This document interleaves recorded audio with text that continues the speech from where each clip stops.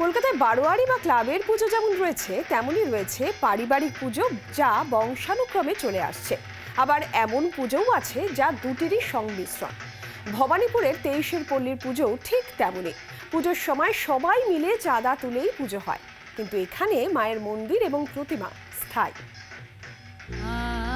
সে বহু বছর আগের কথা।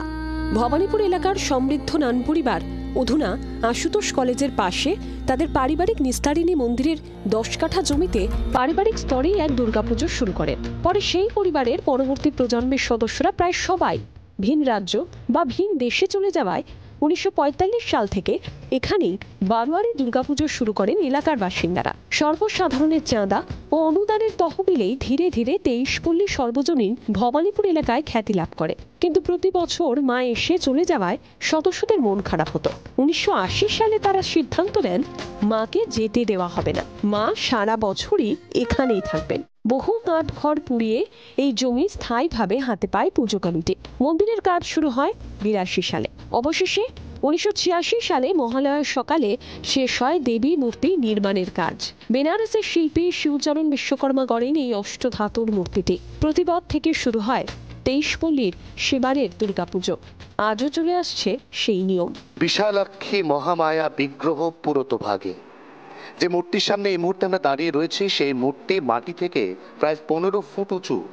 মূর্তিটি অষ্টধাতুর, অপূর্ব দেবীর চোখ। দেবীর মুখের দিকে তাকালে মনের সমস্ত দুঃখ কষ্ট এক নিমেষে দূর হয়ে যায়। এই দেবী ভবানীপুরের 23 পল্লীর দুর্গা মন্দিরের অষ্টধাতুর দেবী।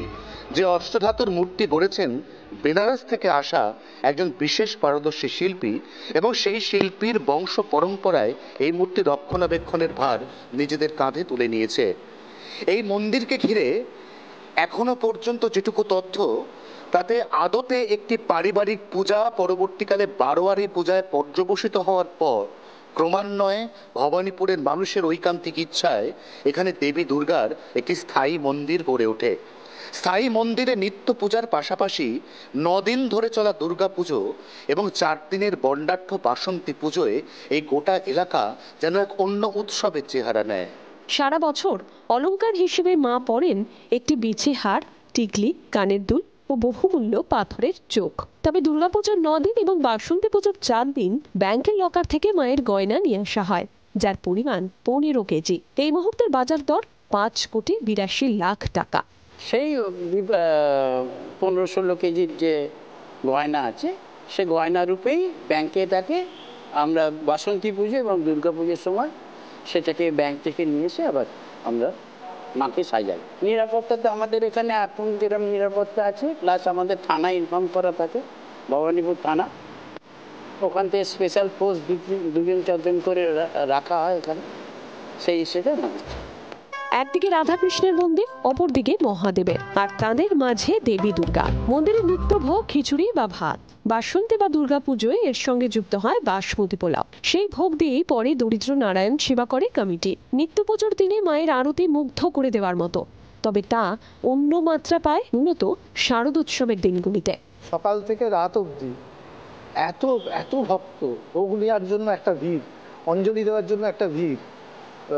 এখানে দর্শনার্থী প্রচুর, বিভিন্ন জায়গার, এখানে নানা জায়গা থেকে। ভবানীপুর জায়গাটা তো এমনি জানেন, তো সেখানে প্রচুর দর্শক সমাগম, সেটা একটা অন্য মাত্রা পায়। এবং আমাদের একটা কালচারাল অনুষ্ঠান হতে থাকে এর মধ্যেই, সেটা ধরুন এই মহালয়া থেকে শুরু হয়, পঞ্চমী অবধি চলে। সব মিলিয়ে ওটা একটা অন্যরকম পরিস্থিতি। মানে এই পুজো আসছে, এই ব্যাপারটা এখন থেকেই যেন আমাদের ওই ব্যাপারগুলো নিয়ে ভাবাচ্ছে আর কি। অজন্তা ইলোরার গুহায় পাওয়া হিমালয় কন্যার আদলে তৈরি এই দেবী মূর্তি, তার পরতে পরতে যে কাজগুলি রয়েছে, সেই কাজগুলি কোনোটাই বঙ্গীয় নয়। এই মূর্তির মধ্যে এমন কিছু বিশেষত্ব রয়েছে যে মূর্তির সামনে দাঁড়ালে অন্য আর 5টা দুর্গা মূর্তির সঙ্গে এর তফাৎ আপনার চোখে পড়তে বাধ্য। নিত্য পূজা প্রতিদিনই হয়, আপনি তখনও আসতে পারেন, অথবা চলে আসুন দুর্গা পুজোর 9 দিন।